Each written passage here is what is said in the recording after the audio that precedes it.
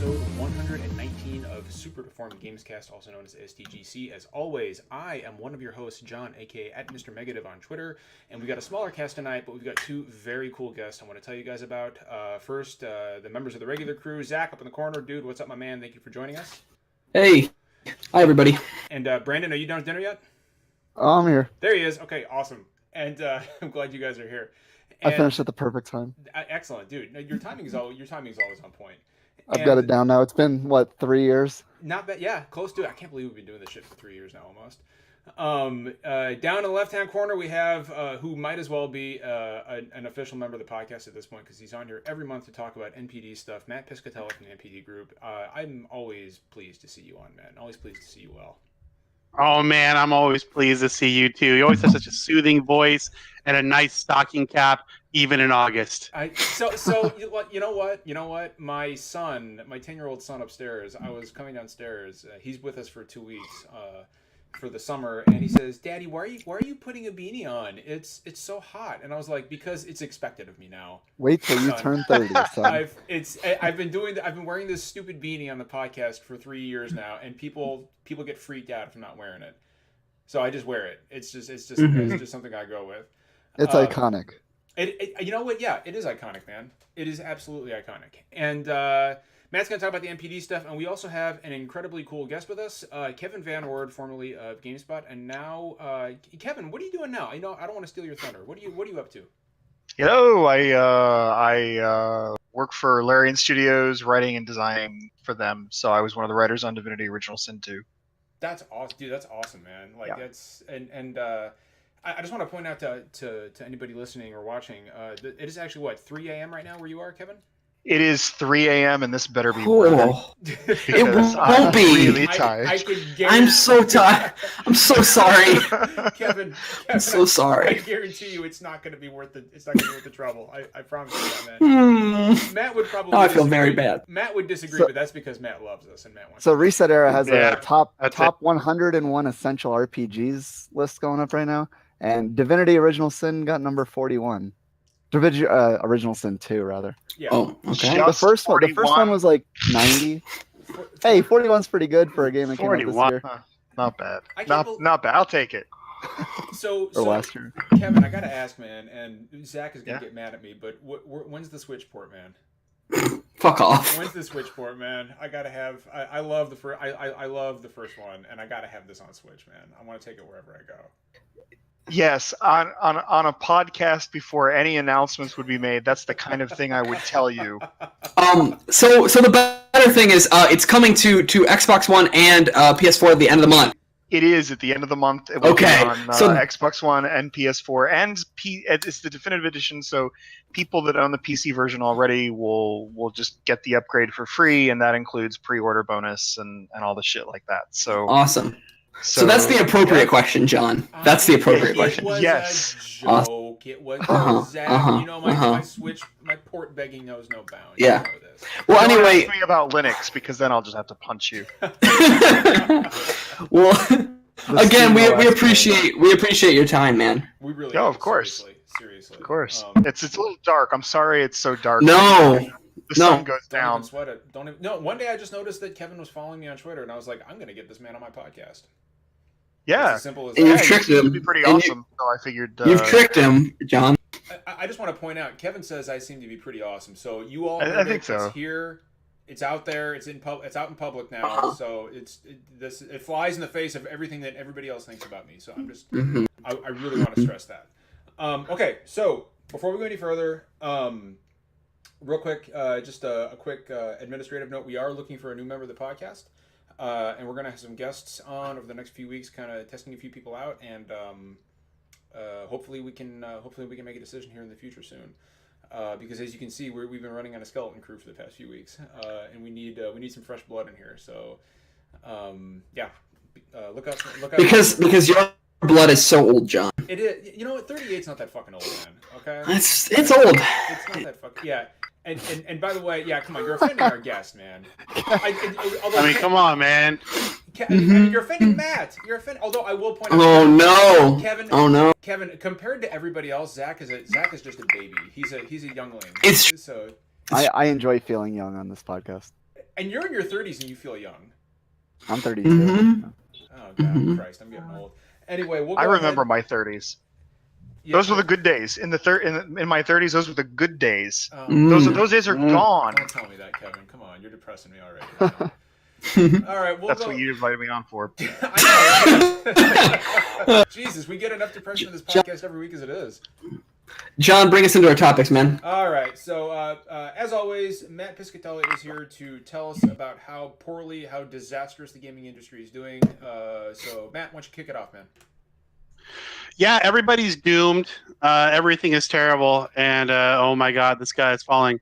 Actually, it's everything is selling way better than it should be.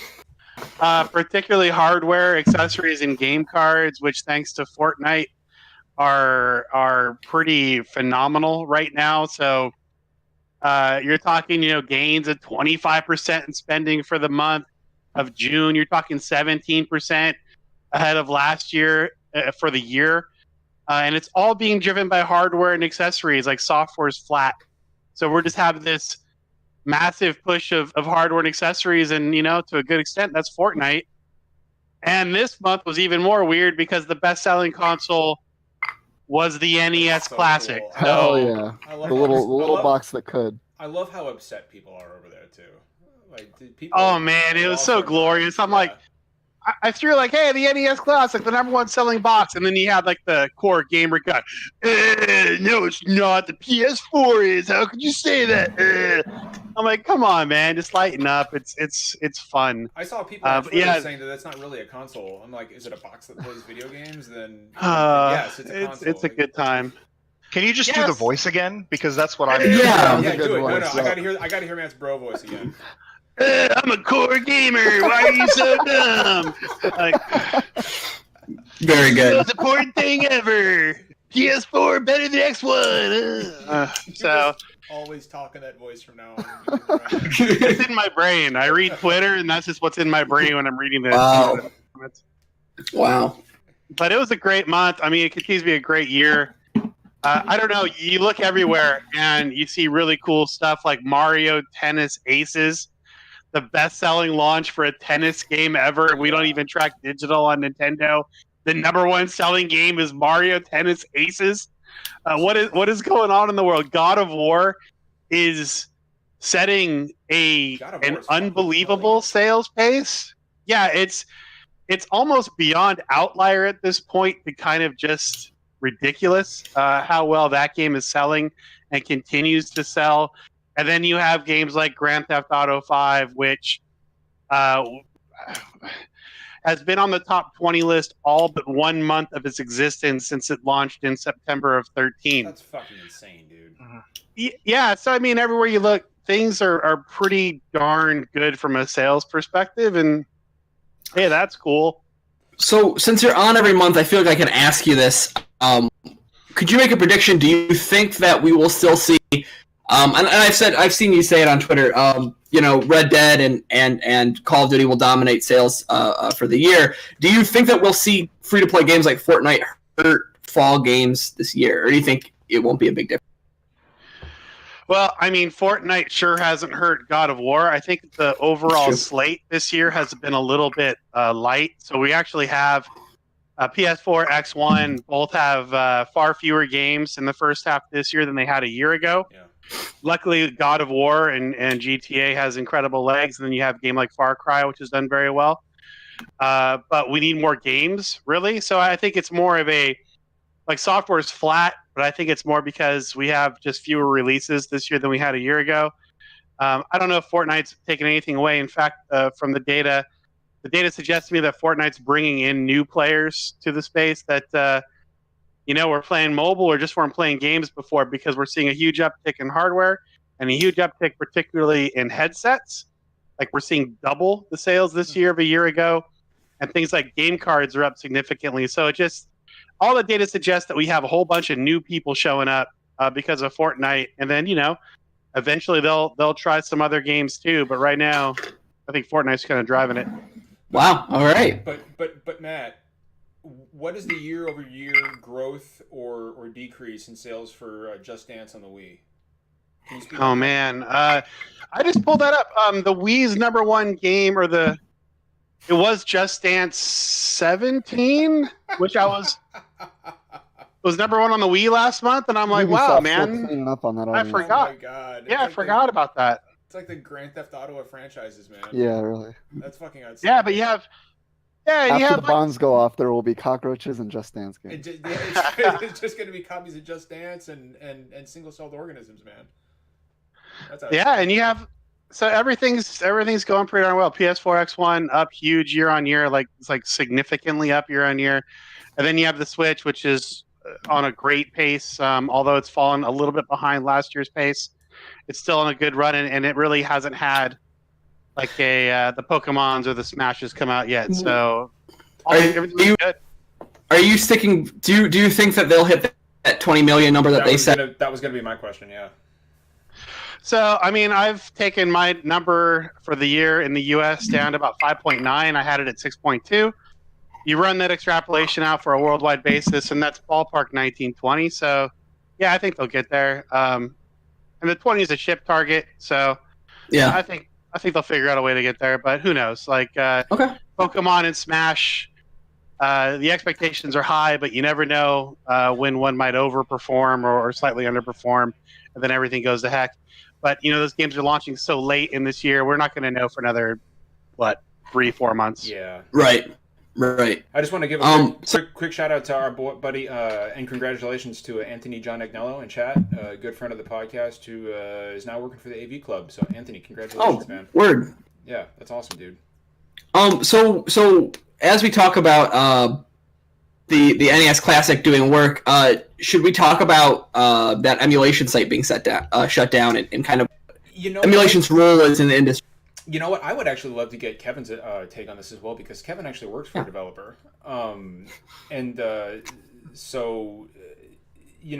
Zach, go ahead and go. I want you to lead the discussion, but I just want to make the point that I would like Kevin to cut on this as well, because I think no. I mean, I'm sorry, the popular. Shut up now. I mean, like, turn, God damn it! Shut the fuck up, Zach.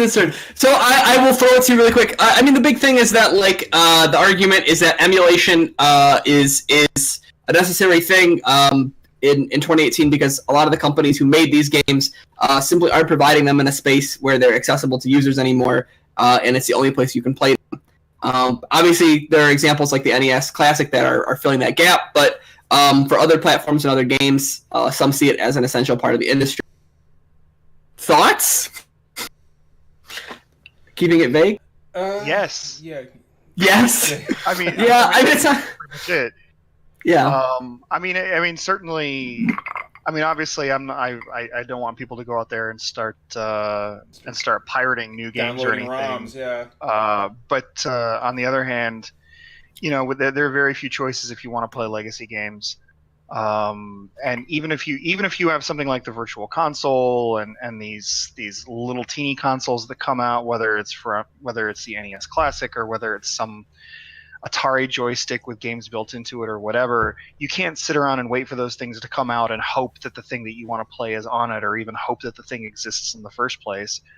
Most of these developers would never see a single cent as it is, even if it were some kind of legitimate sale. If you were to walk into GameStop and see some game that you never thought you'd be able to see there, that developer is probably not going to see a cent of that, that 10-year-old game, or whatever. So, I don't have anything really more interesting to share, because I don't think that you're going to talk to many developers who feel much differently from most of the people on the street, at least when it comes to old games that simply can't be played in a legitimate way anymore. Well, and that's the thing, Kevin. Like, it's sad for me. A lot of my favorite games are back from the Super Nintendo. Like, I'm a child of the Super Nintendo era, and one of my favorite RPGs. This is just one example.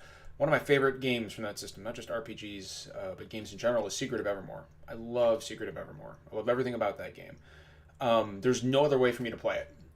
short of going to find a Super Nintendo and then I've got to buy a CRT television. Which I mean, you can't really I find have a anymore. working Super Nintendo and that cartridge, and that's not the way I would play it if I felt like playing it right now. Yeah, like but I now would just I would download the ROM. I have the cartridge, but I would download an emulator because it's more convenient. But now I just hate you for having the cartridge and I don't. I have a lot of good Super Nintendo carts actually. You do actually. But so like I'm kind of in the same boat as Kevin. Like I'm not going to sit there and say go pirate a shitload of games. But at the same time, there needs to be some kind of form of conservation. Because a lot of these games, like there are so many great games out there that I would love my son to play. He wasn't around when they were here. Games that, because he loves video games, he's starting to really grow into them, and I would love to show him where all of it came from, where all of it started. But short of the few games on Virtual Console and the 3DS and the Super Nintendo Classic, I can't. I've got to download an emulator, and then I've got to download the ROMs to show him this stuff. And Kevin makes a good point. Like it's, nobody here is advocating for piracy, but at the same time, like, the developers of Dragon Force, for example, for the Sega Saturn, they're not going to see any money from. I mean, if you've done everything you can to try to get the game through like the most legal means possible, then and you can't, then like what are you gonna do? You can be that guy who just says like, oh, I'm the most moral person in the world, and I'm not even gonna pirate this game I can't buy legally. But it kind of reminds me of back a year ago when Microsoft was advocating, or not advocating, but they announced they're going to bring original Xbox titles to Xbox One. Mm-hmm. One of the things they said was it's going to be a smaller library because a lot of the contracts and paperwork around these titles, like straight up, doesn't exist anymore because it was before things were digitized, and so like actual physical paperwork was lost 20 years ago. And it's the same thing that Kevin was saying, where there's no paper trail to get money to the people who made it. Yeah. And is the answer to let it get lost to ether because you don't want someone to get a free download. People don't even know who owns what half the time. Right. Yeah. Which is always crazy to me. Yeah. And then you've got another issue to me, which is so number one, of course, we all know basically the companies have been piss poor about having any kind of legacy system for their old games. They haven't retained that stuff. We can't trust them to basically bring them back to us in any reasonable fashion. And when they do, then you really end up getting a lot of stuff like what Square does, which is just like really half-assed ports that come out. Oh god. Yeah, crappy Chrono Trigger for $20 or whatever. Yeah, and I remember when that first came out on mobile, how excited I was for the idea of playing Chrono Trigger on a phone. Yep. Hey, we got Chrono Trigger now, and that was just a disaster. The sprites were hideous. Oh, the sprites were hideous. Yeah. You had a whole download thing where you downloaded the game from the store and then you started it up, but you still had to be connected to the internet to be able to download the rest and to actually play the game. Like, what's this always on shit for Chrono Trigger on a phone? I saw somebody on Twitter yesterday. I saw somebody on Twitter say that at the peak of the Nintendo Virtual Console, they only had 10% of the Super Nintendo's full library. So at its peak, and most of those games aren't available to download anymore at all. So like that's just at the peak. It was 10%. So then the really old stuff. I mean, I'm old. All right, like you're all complaining before about being old, but I'm legit old. And so everybody's like talking. Oh, I remember when I was in the arcades playing Street Fighter, and I'm like, dude, I was in arcades. I was pre-arcade.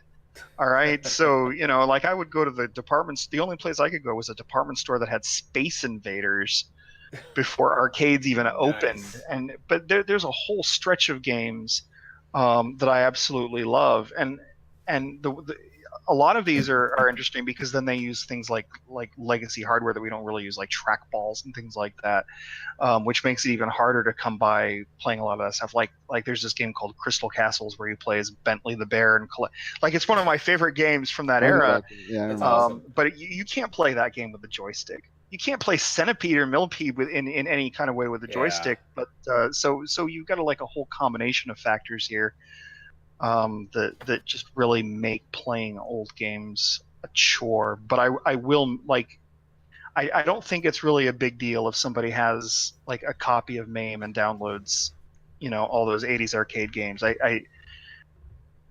And seeing stuff like sites shut down entirely really sucks, because that's really the only way you get to play those anymore. Well, it's bittersweet, right, Kevin? You know, like, I mean, I'm not going to sit here and tell you that I've never downloaded a ROM. I have. I mean, in fact, that's what I did before I deployed to Afghanistan. I had a laptop with a That's ton exactly of what I did. I was playing Super Mario RPG on my laptop in Afghanistan. That's how I was able to play. That's the only way I could play that game.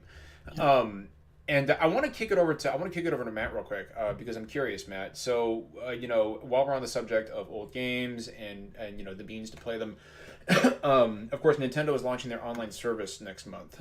We don't really know when, we might actually. I think we might know the date, but we don't know many of the details.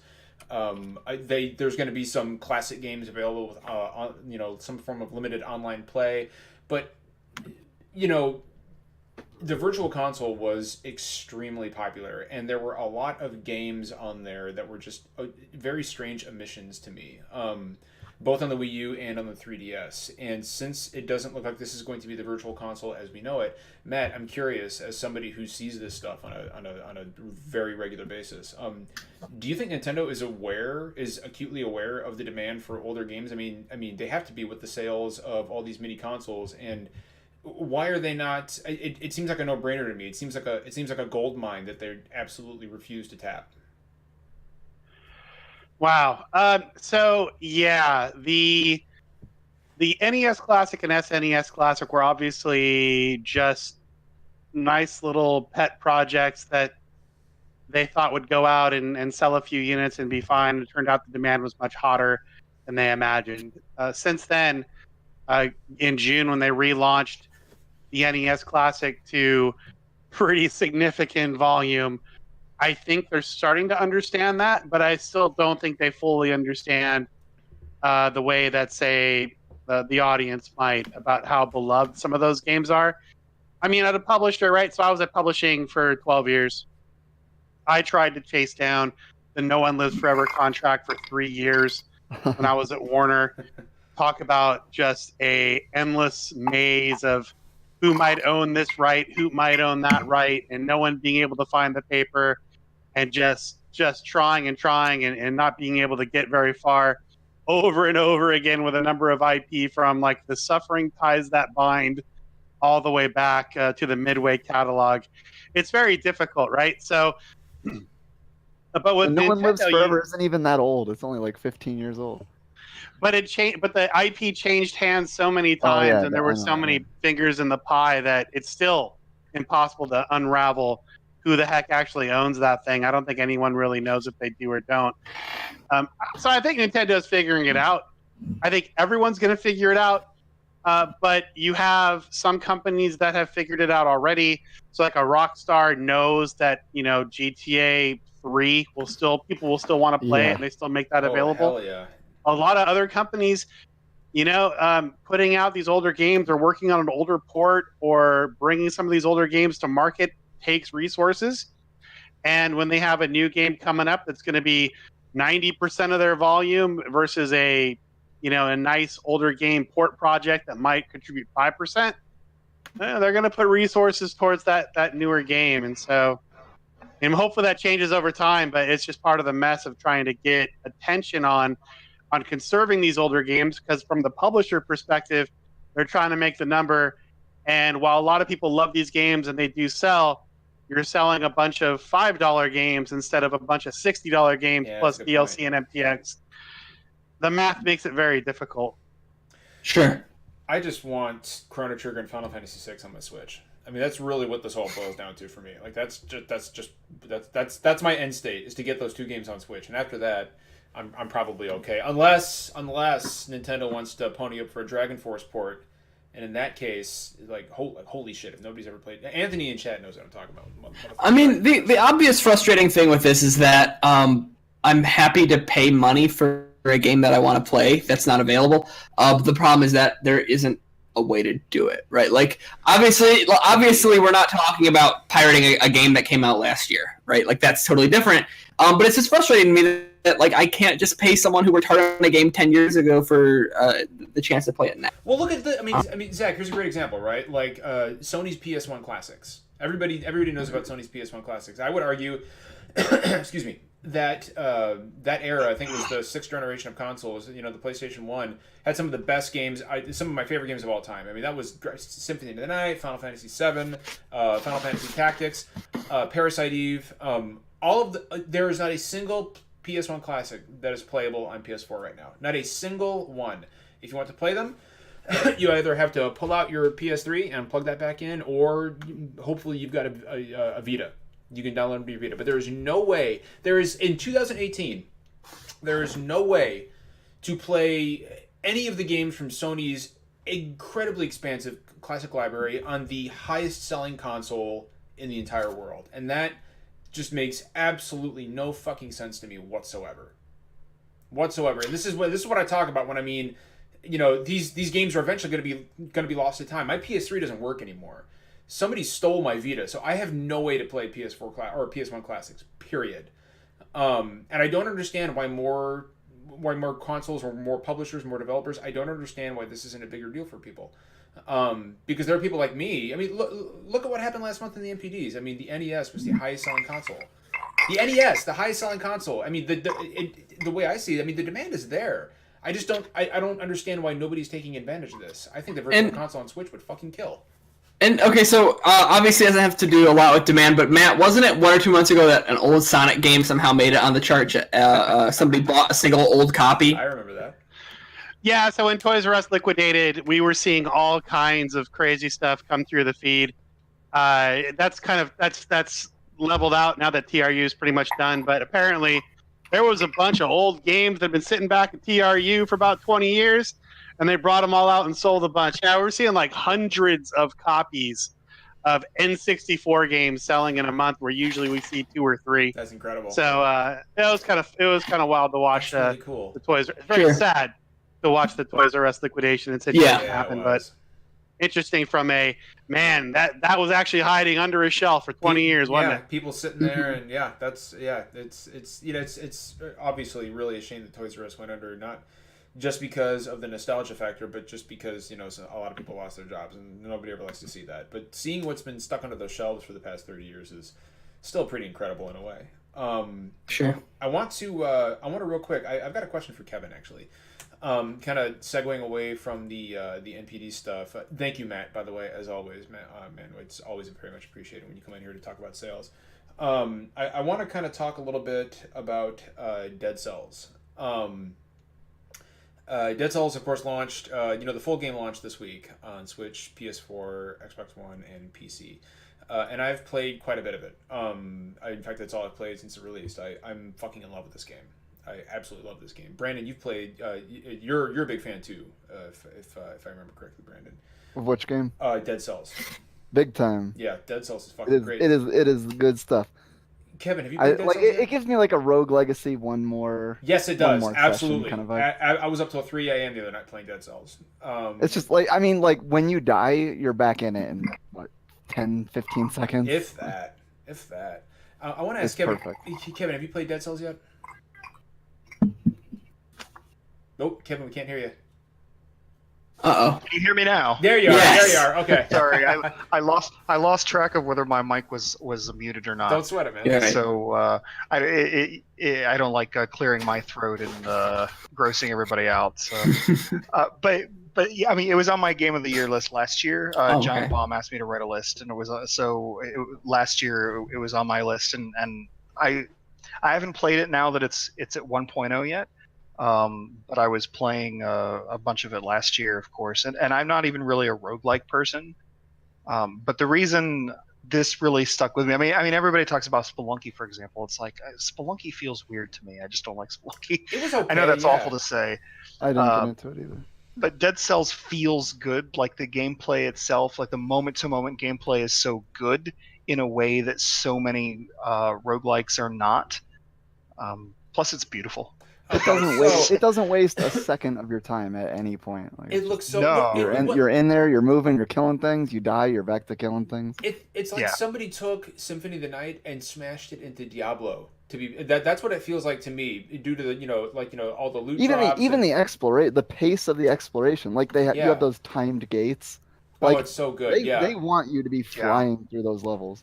And you know what's interesting, Kevin, is that we were talking about this in our podcast DMs last night, but Brandon picked up the game and he says, "Man, I'm so overpowered. I feel like a god right now." And I was like, "Wait, yeah, and I'm trash at the game. Like I played it for an hour. Like yeah. I'm barely even good at the controls yet. But you just feel powerful. And then, but then I was like, "Wait till you get to the bridge boss." And then I died at the bridge. Yeah, Brandon's like, "Okay, well, I died." And so that game sunders the pride very quickly. But it's and the only reason I got that far is because I got a lucky yellow bow drop from a chest. Oh my! I love the Kevin hit the nail on the head. Like I love the empowerment that this game gives you. It is very easy to quickly feel incredibly powerful in that game, but it's also incredibly easy to get very cocky. Symphony of the Night is one of my favorite games of all time. I love Symphony of the Night. I probably played through that game 20 fucking times.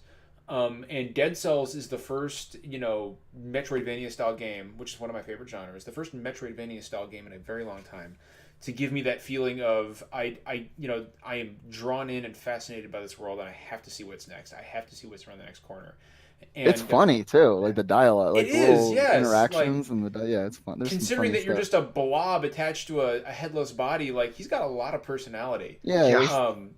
And hey, that's the writing in this game. When he tries to fantastic. open locked doors that he can't open and stuff, like the animation is good. He just kind of gives that little shrug. He's like, okay, yeah. I can't get it open. There's nobody in there. Or like when you're just walking through the world and you find something that like he doesn't understand what to do with it, he just kind of shrugs. He just like he pokes around at it and then he shrugs. Like I mean that's what I do in real life when I'm. We'll get to this later, right? So let me ask this.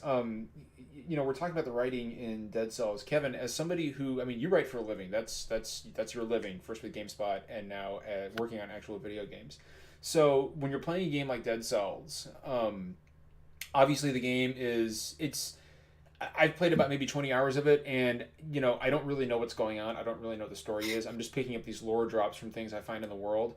But do you feel that Dead Cell, like a game like Dead Cells, is something that benefits from an obtuse story, or do you wish there was something more cohesive tying the whole experience together from a narrative standpoint? No, it absolutely benefits. I mean, a lot of people will. There was a Twitter thread going around not so long ago, which is like, okay, so game writers, if you had to tell people what 5 games they should play, what 5 games writers should play in particular to learn from. Dark Souls is always the first one on my list. Yeah. And it seems like a weird choice at first because it's not like it gives you quests and lots of dialogue in the way that you're used to from, say, a traditional RPG. Mm-hmm. But it tells a story in a way that's very unique. Very unique, because I'm a writer. I say things like very unique. But it tells a story in a way that's unique to video games. And that's one of the reasons I think there's a lot to learn from it. There's a lot to learn from it in terms of how you can make lore interesting, and how you can make lore part of the basis of the storytelling without it being boring or without it being background. It also teaches you that the writers are not the only storytellers when you're developing your game. Like artists are storytellers. I like that. Your programmers are storytellers. Everybody is a storyteller when they're making your game. It's why you need to have artists in your story meetings, and why you need to have writers in your art meetings, and so on and so forth. That game is the perfect example of great storytelling in games to me. And another reason I like it is because there are some games, if you're like me at least, there are some games that you play where you're not even, I hate to say it, but Halo is one of those games for me where it's like I don't really know what's going on in terms of the plot and whatever. Like I know a lot of people know, and they know everything that's. I was gonna say I can already hear Zach going. Well, no, it's fine. but what I mean is, like, sometimes all you need is a sense, like you just have it. You don't have to know what's going on to have a sense of the attitude, to have a sense of what the world is, and have a sense of sort of what's pushing you through.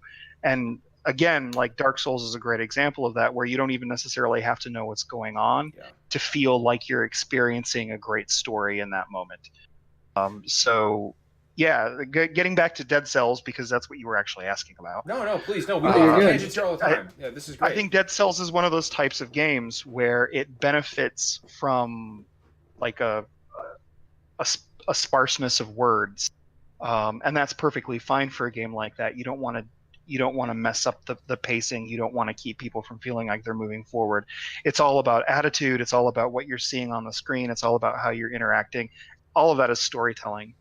You don't need to have some writer going in there and fucking around with things, putting words where they don't belong, or ambient dialogue that doesn't actually add to the game, when you can do it with flags waving or whatever you're using in the visuals to communicate. And I tell you, the visuals in this game are just absolute. Like I everything about this game, man. Like I mean the animation is just really good. Like on the main character himself. Yeah. Zach and Matt, you guys have not played Dead Cells yet, right? Nope. Okay. Well, you get paid once a month. You end up putting games off for a little bit. I will literally buy this game for you. Please, no, don't buy me something. I'm fine. You must. I'll get to it. I'll get to it. And Matt, there's no excuse for you, man. Like you got to play Dead Cells. Man. I buy everything. I want to play it right now. Yeah, well, yeah, it's one of those games where if I'm not thinking it, like if I'm not playing it, I'm thinking about it, and that rarely happens to me. You know, like I kind of feel I haven't felt that since Rogue Legacy. How old is Rogue Legacy now? Like 5 or 6 years? 5 or 6 years. Yeah. Like it's been a while since like just that. Like, hey, I enjoy the core loop so much that I just want to play it right now. And I'm with Kevin. Like I'm not the biggest roguelike fan. Like I loved Rogue Legacy. I was lukewarm on Spelunky, like the gameplay, and that just felt off to me. And I felt like the game, like there's two different types of challenge, right? There's challenge that is in earnest, in my opinion, where the game is tough but fair. The game wants you to succeed, and then where I feel like the game is just stacked against you, where the deck is stacked against you, and I feel like Spelunky does that. And by the way, I love the Dark Souls reference, Kevin. That's one of my favorite series of all time. So anytime you can work in a Dark Souls reference on this podcast, I will very much appreciate it.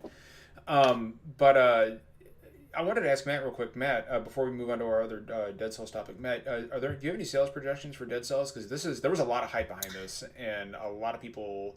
There's a lot of word of mouth. Are there even physical copies for it, John? What's that? Are there physical copies for? There will be. There will be in like a week. Yeah. Okay. Although I imagine this game's probably gonna be pretty top heavy digitally, right, Matt?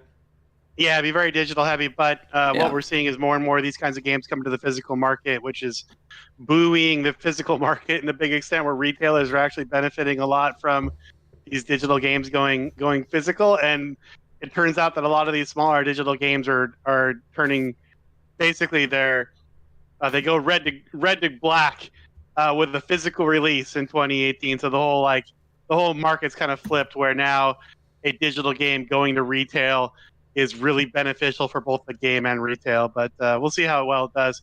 I mean, games like Rocket League and Stardew Valley are doing actually really good numbers physically. It's fun to see.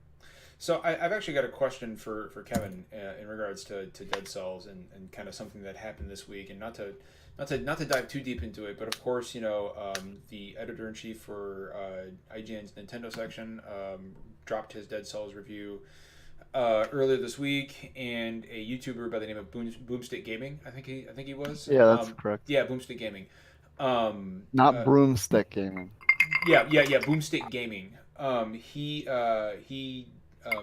brought it to IGN's attention. He noticed some similarities, if you will. Some similarities, and so I was actually I was about to start a concert when this happened, but I happened to take a look at my phone, and the similarities were incredibly stark, and IGN jumped on it, and they did an investigation, found that there was really no coincidence there. It's just pretty clear-cut case of plagiarism, and they fired the author.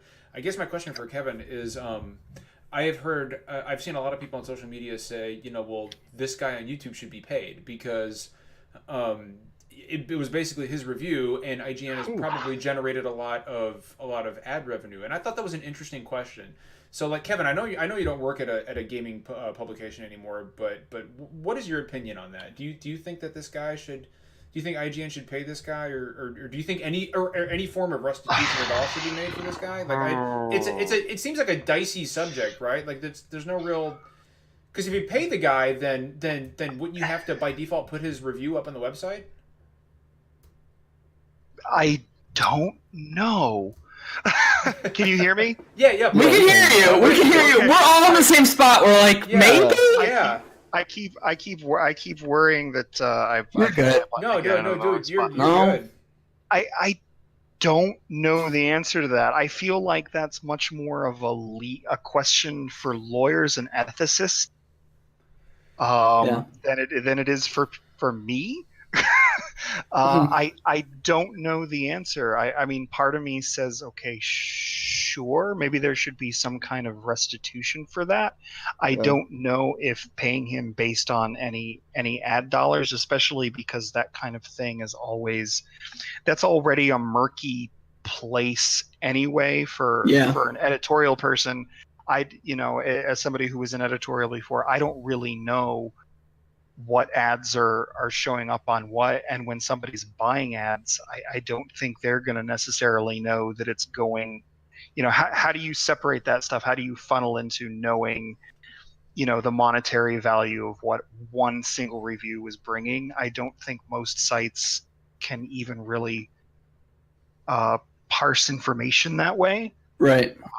So I don't even know where you would begin to kind of answer a question like that. So IGN's Per Schneider did say that they reached out to the guy for some sort of compensation, but there are no more details past that. And we probably and you wouldn't expect them to say like, "Hey, we paid this guy X amount of dollars." Like you wouldn't expect a communication like that. Yeah, I mean, IGN did everything right in this circumstance, right? I mean, it's a hard thing to do. Catch somebody who's plagiarizing from a video format. It's a lot harder than print. So I mean, IGN did everything right. It's a really shitty situation for obviously this guy who got his review snagged, and also IGN who, again, it's hard to catch people who are doing this. So I don't know. It's a disappointing situation.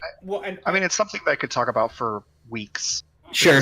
Because it's just there's so much going on with it, and so many like tangled up issues in something like this. I think it's interesting too that it's actually a member of the staff, that it's an editor, as opposed to a freelancer. It's the kind of thing that I would maybe more expect from a freelancer, because honestly, as poorly as game journalists are typically paid, freelancers are paid much worse. And there's certainly less of a vested interest of putting in the time and effort when you're getting beans for it.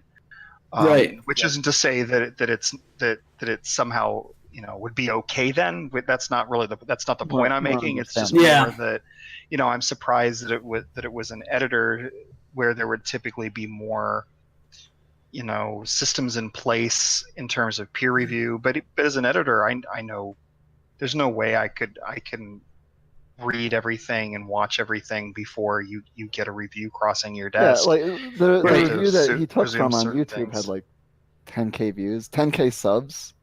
Well, and I mean the bigger thing is that if you're an editor in that position, you would ideally feel like you can trust your employees well enough to not do that, to know that they know your ethics and to know not to do that. And I mean, I think maybe something that's a smaller slice of the pie that we can tackle is one of the possible theories before IGN confirmed that they agreed that it was plagiarism was perhaps this is an awkward situation in which we have to acknowledge that a lot of game reviews are written with the same kind of language around how we describe gameplay and how we describe feel and narrative and atmosphere in our games. In genre, and like, listen, this is clearly an example of plagiarism, so that's not up for debate. But do you think this is still an opportunity, Kevin, or anybody who wants to address it? Do you still think this is an opportunity for us to think a little bit harder, for people who like to write about games and write about them critically, how we can expand our vocabulary and not fall back on the same old familiar terms that seem to get the message across? Yes. To the broader point, that yes, it's a good opportunity for us to think about what we're getting from reviews and the homogeny. I guess it's really late, so I'm not sure the right words are coming out of my mouth, but I think homogeny. That sounds right. Yeah, it sounds right. Homogeny seems right. Homogeneity. I don't know. All these words start sounding the same after a while. I write for a living, So it is a chance to talk about that, but I do think though that we've reached a stage, especially when we don't have. I mean, 10 years ago, you might have thought about, say, well, we have GameSpot and IGN, and we have like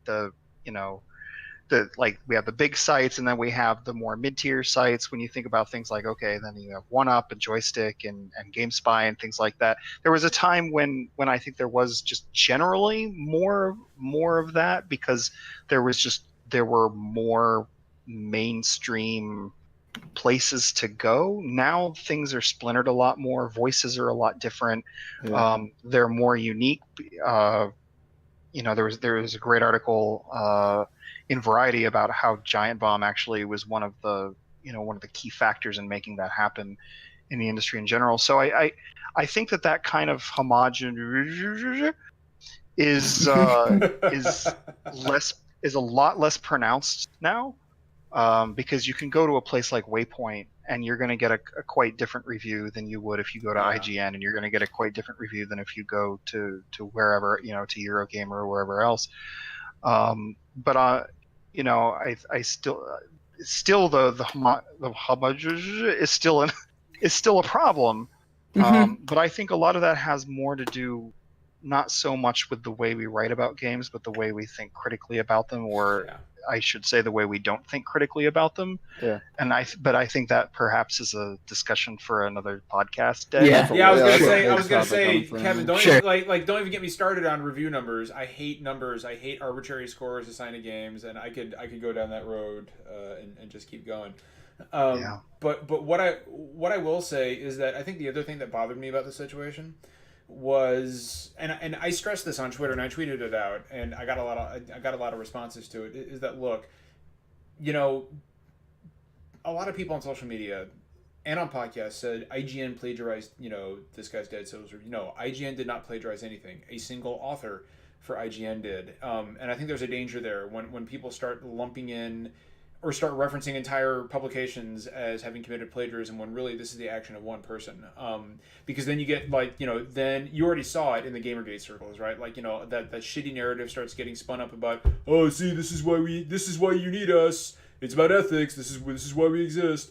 And which also makes me angrier at the guy who did it, because this is exactly what the fuck is going to happen. But and I think that's the other thing that needs to be talked about, is that when stuff like this happens, I've got a lot of friends in I've got a lot of friends in gaming journalism, and I've made those friends. We've all made those friends over the course of doing this podcast over the past 3 years. And one thing that I know is that the vast majority of them are hardworking, honest, dedicated people who just want to talk about video games and just want to play them, just want to tell you about them. So when this happens, and it doesn't happen very, when was the last time we heard about somebody plagiarizing on this scale? Never. Really, I can't think of another instance where this has happened, at least not on this scale.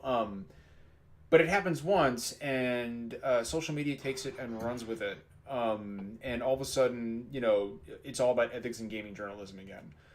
This will follow them, all of those authors, for a long time, regardless of whatever their role happened to be. I was at GameSpot. I was a fledgling editor. I'd only been on the editorial team for a very small while. And then 2007 came, and Gershmangate happened. And I hadn't even been when I was first hired at GameSpot. I wasn't even hired for editorial. And then I transitioned into editorial, and I was still fairly new to that team when suddenly Jeff just shows up at my desk and is giving his goodbye. And I'm just, I don't even really necessarily know what's going on, but GameSpot never did recover. It's 11 years. And people don't forget, and people throw it in your face. And at the time I was getting things like, so I would get hate mail years later from people suggesting that I had been purposely trying to push Jeff out to take his place, kind of thing. Oh, is that after that's after the whole Kane and Lynch shit? Yeah, that was Kane and Lynch, the whole debacle. folks around Kane and Lynch, and of course, again, this was a decision made by somebody in management, and it just blindsided almost everybody. Of course, it was a little bit more complicated than just some manager deciding to fire Jeff one day, but that's basically what it came down to. And then because we can't, when somebody's job is on the line, it's not like the rest of us can talk about anything. Partially because we're not allowed to, and partially because we don't know shit. We're in the same boat as everybody out there in the audience, so it's kind of weird to get a bunch of people spitting on you for years when you have nothing to say back because you don't know what happened. Yeah. We do now. Pretty much everybody knows that. GameSpot, when CBS bought Giant Bomb and Giant Bomb, all those guys came back to the office. I remember that close. There was we did a whole video thing where John Davison, who was the editor-in-chief or whatever his role was at the time, basically just he and Jeff went on and just like, here's everything that happened. But even after that, people would use that as kind of like a gotcha. It's like, dude, we've covered this. We're beyond now. You can go bother somebody else. We've got this figured out now. But it sucks because at GameSpot we had a very rigorous peer review process where every review went through first a copy editor and then through the entire review team, and every score was talked about. Obviously we couldn't all play the games and stuff like that, but we could make sure the text matched the score as best we could, and when mistakes did happen, we were the review would always be yanked. About that too. He talked about how like the Twilight Princess review happened and all that. Yeah. Is that when he gave it an 8.8? An 8.8. Well, he didn't give it the 8.8. People were saying Jeff gave it the 8.8. Yeah. And it was exactly the right score for Twilight Princess. Yeah, it was. No, I agree. It's not the best Zelda game. But then, I experiencing that stuff for the first time when I was starting to write high-profile reviews. Eventually, you get to the point where you just don't give a shit what people think, and you have to not give a shit, because as much as everybody talks about thinking that journalists are under the thumb of a publisher or developer or whatever, the only person that a games journalist could ever potentially be afraid of is audience. And that's because they are by far incredibly brutal. When people talk about death threats, they're not kidding. They're not exaggerating. They're getting death threats. So I never got a death threat from a publisher or a developer. So I think that's partially why you do see some homogeneity in scores, by the way, is that people that sometimes there's just a fear of audience. But I was at the point where like I just stopped giving a shit, and I still get hate tweets from time to time about my Resident Evil 6 review. I gave Resident Evil 6 a 4.5. That's a good score for that game. That's the appropriate. I just want to point out especially at launch. The appropriate score for Resident Evil 6 is a 4.5. They fixed a lot of things with patches, but yeah, that game at launch was a mess. And I don't even. I'm not even doing that for a living. Yeah. Let alone how much time has 6 passed. years ago. That game is 6 years old. And I still occasionally get a hate tweet. There was this Brazilian dude that when that review first came out that had this whole campaign where he would just create one Twitter account after another, and like there's this blogger dude who would basically just sick all his people on me. He probably spent more time doing that than playing the game itself. So it's funny because he was also doing the same thing to a lot of other people like Anita Sarkeesian and people like that. And Kotaku ended up doing a story on this dude whose entire life was actually built around making people miserable. God, cool. So fucking depressing. Jesus Christ. Like, how empty do you have to fucking do that? It turns out, I don't know if you guys knew this, it turns out this industry is full of a lot of toxic people. I didn't know if you guys knew. It's so weird, right? Like I can't believe that. Like, who would have thought that video games would be full of such fucking yeah. Oh Jesus Christ. John, the serious gamers have logged on and they're here to send death threats. So. Well, I mean, I did notice that we have somebody in the chat named Tim Tebow's Ass Cheeks. So, I banned him. Did you ban him? Yeah, okay, I banned him. Yeah. Yeah, I can't do that. By the way, I just want to point out that Anthony in chat said that the first death threat he got for a review was for Duke Nukem Forever, and I don't even know how to fucking react to that. Yeah, that's right. Oh, there's no such thing as a review that cannot get you a death threat. So yeah. A great example is a friend of mine and a friend of the podcast, Susan Arndt. She had some guy. Oh, she's great. She had yeah. She's a good friend of ours. She had somebody dogging her on Twitter for 2 years because of a Forza review. I mean, and a Forza review she didn't even write. She just happened to be the editor-in-chief of Games Radar when it happened. So I mean, it's. So when people tell me, again, we know a lot of game journalists and reviewers, and whenever I hear stories about people getting harassed, it doesn't surprise me one bit.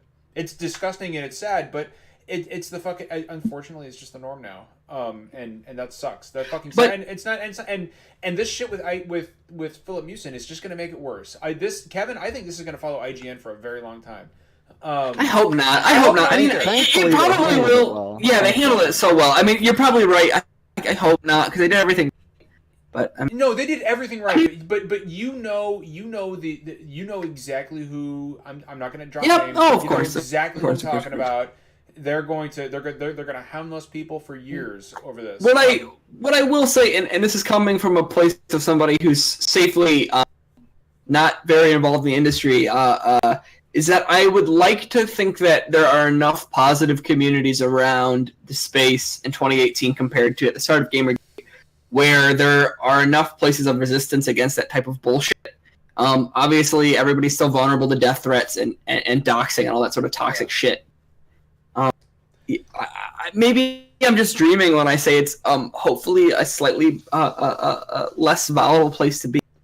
I hope so. That's why we don't tolerate anything on SDGC, man.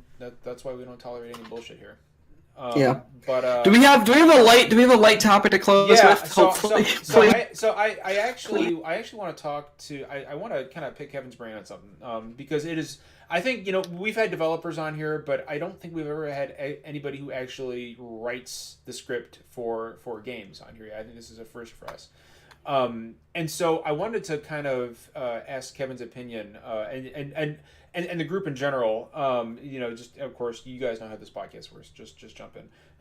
But Kevin, I was wondering what made you want to make the transition from writing about games to just straight up writing games. Like what was it that made you think I want to take the next step and I want to help create the things that I have been writing about for so many years. Like what was the impetus for you? Oh God, I don't know if there was a eureka moment or anything like that. It's more of just sort of something that creeps into you over time. I mean, I know a lot of people that left games journalism and then go on to do things in games publishing and development, but usually those things tends to be marketing and PR and roles like that. There weren't a lot of people that I knew who had left and then gone into development in the creative way we usually think of game development. I mean, I would argue that most people involved in bringing a game to life are all developers in one way or another. But there just came a point. I think part of it was seeing my former colleague Greg Kasabin sort of take some of the same path. When he left GameSpot, he went to EA to work on Command & Conquer and Red Alert. And after some in between time doing other things, he was part of Supergiant, creating Supergiant games, and now we get great games like Bastion and Transistor and Pyre and things like that. And Greg is one of my favorite people in the world. And I think so maybe that was part of it. Certainly seeing somebody who made that transition successfully and then went on to make good things. But when there came a time, and there are lots of reasons why I sort of wanted to both move on to something new after you're in games journalism for close to 10 years. Sometimes you're ready for something new, right? And I knew that I wanted to stay in games, and I knew that I still wanted it to be creative. and that I wanted to be making things that people could, for lack of a better word, consume.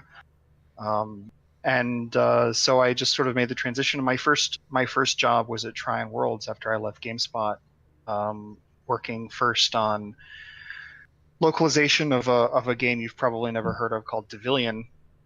No, I've never heard of that. But then I joined the team creating Atlas Reactor, which is a very, and this isn't tooting my own horn. This is me tooting the horn of the incredible team that made Atlas Reactor, which is basically like if you took Dota and XCOM and mashed them up, and everybody should play it, is what I'm saying. and that was an incredible experience. And then from there, my contract expired, and then I had to work on getting a real job, as it were. And luckily, I had some opportunities, and eventually I landed at Larian and took this big step to moving across the world and doing this, which is great. What was the question? It's late. No. No, we just wanted to. I think we just wanted to hear the trajectory, and we kind of got it. What is? I guess it's. And did you know while you were working at GameStop that this was kind of the trajectory you wanted to take, or did it slowly evolve, or and maybe you've kind of already touched on that, but no, it evolved. So I mean, let's look at, let's look at younger Kevin in, say, 2001 or 2002, and there I am out on the internet just reading reviews on GameSpot, thinking, wow, this is really rad, and check out this this Morrowind review, and check out this Neverwinter Nights review, and check out all these things that are really cool to me, and wouldn't it be neat if someday I could be somebody like that? But you never think in a million years that something like that is ever going to happen to me. But then eventually it did happen, and so you sort of have. I mean, I'm kind of lucky in that I've had a life of some separate dreams. Like, oh, I want to be a professional violinist. It's like, okay, you are now. And it's like, oh, I want to be a professional games writer. It's like, okay, you are now. And so when you have like a dream happen, it's not like in that moment I'm thinking, oh God, now I have to come up with another one. There's just a period of time where you're like, this happened to me and I love doing what I do. And then it just kind of happens. I mean, I know a lot of people say, well, game journalists just get into that because because they're not good enough to do the other, to make them, or because they want to use that as a transition. That's not really the case. And it certainly wasn't the case for me. It's like, this is what I want to be doing because I think writing about games is rad. But eventually, you're a human being and you start seeing what else is out there, and you start wondering about other ways that you can contribute to this industry that you love. And so eventually that's kind of what I decided I wanted to do. And I knew more or less how I wanted to do that. It didn't necessarily have to be writing for games, but I did want to be designing. So then I made it happen. So I've got two questions. My first question is real quick for Matt Piscatella. Matt, when are you getting into games writing, man? Like when are you gonna dive in, Matt? Come on. As soon as I can write games, as soon as I can do a games article in PowerPoint with lots of pretty charts and graphs, I'm in there, baby. He's actually just gonna go right into to VO work and just do his bro gamer voice. Yeah, man, come on. He's actually in Call of Duty next year, so look forward to it. I was gonna say I was gonna make a classless joke about Telltale Games, but I'm not gonna do it. Slideshows and stuff. So, mean? But I'm not. That's why I'm not gonna do it. Meanie. But I actually do have a thoughtful question, believe it or not, for Kevin. Do you feel that your work at GameSpot, do you feel like that prepared you in a way to write games? Because I imagine they're two very different things, right? Like playing a game and writing about it and talking about the mechanics of it and its high points and its low points. Do you feel that writing for a games publication, or maybe here's a better way to frame the question: do you take any of the influences that you kind of picked up at GameSpot and were you able to transfer those to writing a game, or are these two completely different beasts where one doesn't necessarily help you do the other? yes and no. And that's the answer. Okay. Yeah, the skills translate, but not necessarily in the way that you might think. The writing itself, outside of your grasp of actual language and whatnot, obviously that's a skill that just carries over no matter what kind of writing you're doing. But in terms of the actual writing work, no, like the specific skills you learn from writing about the game don't necessarily translate into whether or not the dialogue you write for a game, for example, is going to be good. However, the critical thinking that you learn and hone over those years is a big part of it, because whether people will make fun of this, it's like, oh, you just review games, you don't know actually how to make them. But the fact is, when you do think critically about games for a long time, you generally build up a fairly good idea of what makes something good, and you're able to translate your knowledge of what's good into making something good yourself. Especially when you have a lot, especially when, I don't know, when you've played a lot of things and when you think that way. I mean, even now, I mean, you can't really take the critic out of me. It's just something that's always going to be there now, I think. But that actually translates into being really, really harsh and picky on your own work, and on the work of your peers, and on the work of the people that are making the game with you. And that's the kind of skill that really does translate, is that kind of critical thinking, and that kind of understanding of, and being able to put into words and into design things that, for an average player, they might just think this is pretty or this is fun. But a good games journalist should be able to eventually understand how to pick that apart to say, this is why it's fun, or this is why it's pretty, or this is why it sounds cool, or this is why I think the pacing is good. All those things that are very ephemeral. A games journalist should be able to turn them into something less ephemeral, both in their minds and for the audience they write for. And that's the kind of skill that translates over, not necessarily the I write good skill, but the sort of the broader skill. So critical thinking. So I got one more question, and then I'll pass the mic to somebody else who wants to ask. I want to ask this before I forget it. So having been a games critic, do you ever go back and play, like, for example, Original Sin 2? I'm assuming you've played through the game clearly. You were involved in its creation. Do you ever do you ever listen to the audio in the game and think to yourself, okay, well, I would have done that. Looking back, I would have changed this, or constantly. Really? Okay, yeah. I was going to ask, how critical are you of your own work, going back and listening to the stuff? You can't play it and not think that everything sucks. It's basically how that ends up going, at least for me. I mean, yes, I can have a good time playing it, but most of the time I'm playing thinking, oh, did I write that line? I hope I didn't write that line. Is this really as good as it could be? No. Oh God, this really should have been fixed. Oh no, and I'm talking about, I don't know, I mean we got a bunch of 10s and stuff like that. Well so deserved. we ended up being pretty critically acclaimed, but it's impossible for me to step back and wonder if let's say I was still at GameSpot and I reviewed Divinity Original Sin 2, what would I have given it? Oh, that's no idea. Thought. That's an interesting thought. I've thought about this a bunch, and people ask me a bunch, and it's like, I don't know.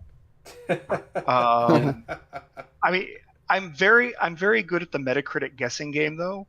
One of the little jobs I had after I left GameSpot was doing mock reviews for companies that would contact me, and mock reviews are always fun. And that was always fun because I'm pretty good at the Metacritic guessing game. They'll always ask what you think it's going to get on Metacritic, and I'm really good at that. So before Original Sin 2 came out, I was like, yeah, we're probably going to land in the 9.3, 9.4 range on Metacritic.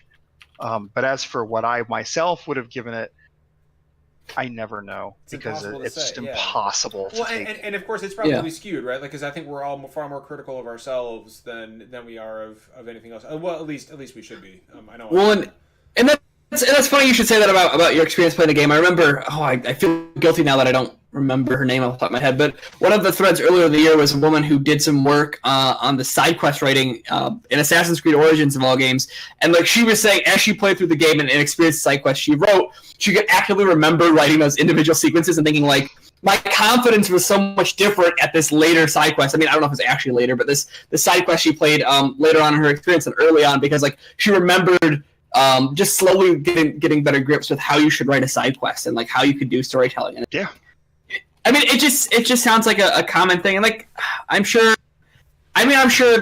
it's the same thing where like if you read a review you did a decade ago, you'd be like, that's all the time. I mean, you can if you read all my reviews from the beginning to the end, you can always see the growth and how, not just in how much better my writing got, but more in terms of how I thought about games differently from when I started to when I left.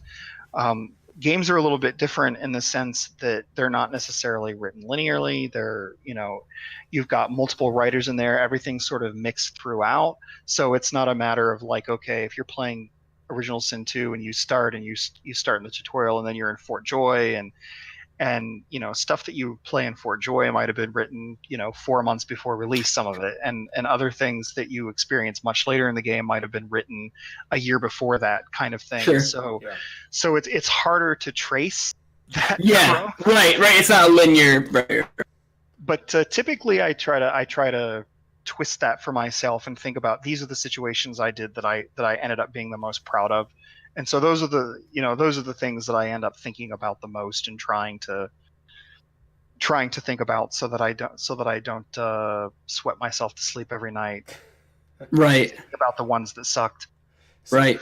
I don't want us to go too long in the tooth because I know it is very late where Kevin is. I do want to give Matt and Brandon the opportunity to ask a question if they have one floating around. Either of you guys have a question you want to ask Kevin real quick? I don't. I mean, we've been covering pretty exhaustively for half an hour on this. Brandon's like, man, I just want to play Dead Cells. I do. Brandon's like, can I just play Dead Cells? It's good. Matt, what about you, man? You got a question for Kevin? Well, I'm just a huge fan of the game and the writing and everything about it. I'm looking forward to the big patch coming up to really dive in again. I got about 10 hours in, then fell off, and then I went to E3 and talked to the guy there, and he's like, oh, no, the whole thing's coming. So now I've been waiting. I'm really looking forward to getting in there with all the updates. So thank you for your work. It's the creativity and the scope is really awesome. And, it's because of what people like you do that we get to enjoy great art and have a great time. So thank you. Yeah. No, thank you. And on that note of it kind of coming out soon. So you guys are on the 31st, that date. Okay, so the 31st, it's coming to Xbox One, PS4, and as you said, it's the definitive edition is coming to previous owners on PC. Right? Yeah. Okay. You got it exactly right. You can also play beta right now. At least on PS4, I think you can play beta on both consoles. Yeah, actually, that's right. Game, and I think Game Preview, it's been out since like May on Xbox. Yeah, so you can actually go and play right now. So do that. I will do that. Do that. Yeah. Okay. Well, again, Kevin and Matt, thank you guys so much for coming in and hanging out. And hey, no tech difficulties, so really a big congratulations to all of us. Yeah, like we all deserve kudos, man. We made really a whole episode. Some kind of accomplishment. The stream didn't die. My mic didn't go out. Like I didn't have to drop and come back. Like everything worked out pretty well. This is good. This fucking never happens to us, so this is wonderful. Yeah. But just a couple quick admin notes. We've got PAX West coming up. I may or may not be going to that. I'm not sure yet, so we'll see what happens. I may be on a panel that has not been approved yet. We're still waiting on word for that. I would like to go because I've never been to PAX West.